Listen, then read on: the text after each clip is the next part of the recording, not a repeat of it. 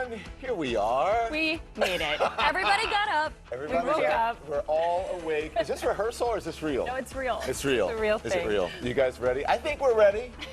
I'm Don Lemon alongside Poppy Harlow and Caitlin Collins. It is November 1st and welcome to our very first show. We hope you enjoy. You're going to learn a lot about us and get a lot of news, right? A lot of news. And can I tell y'all? Obviously, you know, I just moved here. You know the intimate details of my move. There was a Halloween parade outside my apartment last night. We got the that text. went until like 10 p.m. Yeah. Yes. Blaring music. Yes. All of this stuff as I was trying to go to sleep early, like first day of school feeling. So many hours. Caitlin's texting us. You got 6 You hours. got 6? And you? Caitlin's texting us. I'm like, welcome to New York, girlfriend.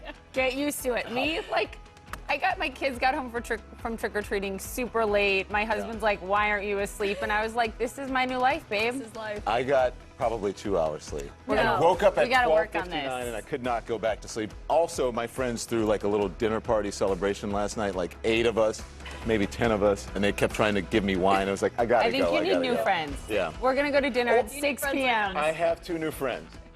Right. So I'm so Absolutely. happy to be here. We're going to get to the news. Yeah. You're going to hear more about us a little bit later on. There's a lot to get to this morning, including a potential game changer in Russia's war on Ukraine from Iran. We're live at the State Department this morning. New revelations this morning of a politically motivated plot by the intruder accused of attacking Nancy Pelosi's husband. And these facts refute all of the conspiracy theories around that attack. We also have a new interview with Pennsylvania Senate candidate John Fetterman. His answers on whether he regrets participating in that debate with Mehmet Oz. It updates on his health heading into the final days of the race. Don interviewed him, so obviously, as we know, no question was off limits. Yeah, can't wait to get to that. We have a lot to get to, as I said this morning. We're going to begin, though, with a brand new CNN reporting on a major escalation in Russia's war in Ukraine. We are learning that Iran is preparing to send 1,000 new weapons to Vladimir Putin, including surface-to-surface short-range ballistic missiles and more attack drones.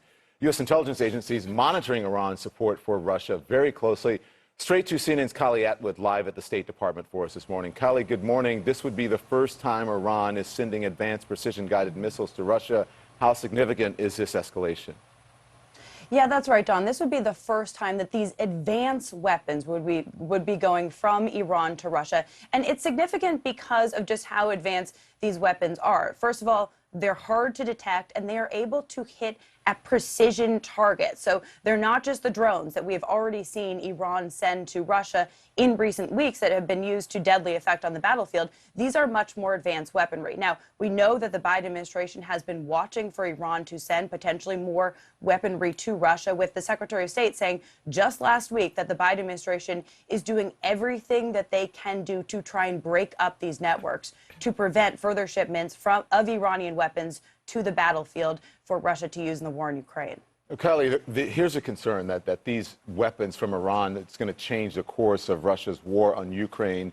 Do we know how the Biden administration and NATO might respond to this?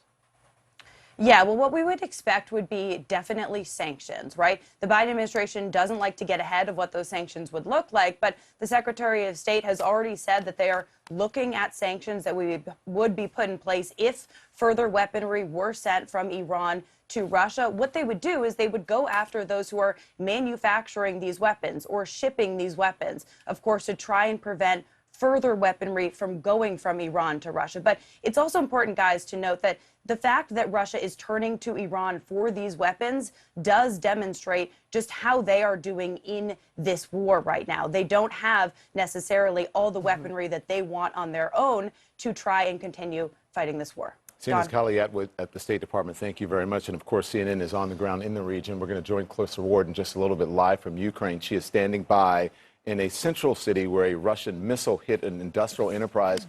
What she's seeing on the ground as Iran prepares to send more weapons. Poppy? So we'll get to Clarissa on the ground in a moment, but now more chilling details on that violent attack on Paul Pelosi, including the suspect's plan to hold the House Speaker, Nancy Pelosi, hostage and to break her kneecaps. That is what he told authorities. This suspect is now charged with a litany of state and federal crimes, including attempted murder and attempted kidnapping. He is expected in court in just a few hours for his arraignment. Let's go to our colleague Josh Campbell. He's live in San Francisco. I mean, Josh, the details of this are so chilling. I would also note every single fact from the DA to the police chief debunk all the conspiracy theories around this. That's right. The more we're learning about this, we're learning that this was a suspect who allegedly conducted a politically motivated